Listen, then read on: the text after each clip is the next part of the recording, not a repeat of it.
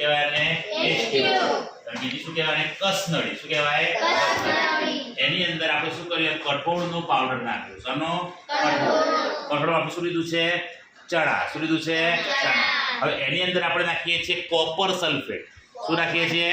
copper sulphate જોજો બેટા શું નાખીએ છીએ આપણે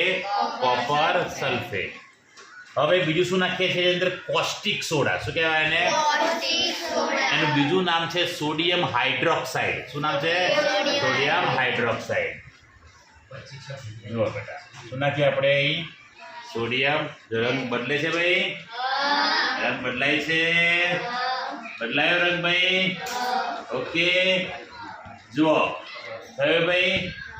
જાંબલી રંગ દેખાય છે ને તો આ સૂચવે છે કે કઠોળની અંદર પ્રોટીન હાજર છે શું હાજર છે પ્રોટીન શેમાંથી પ્રોટીન મળે ચણા તુવેર મગ અડદ આ બધામાંથી પ્રોટીન મળે છે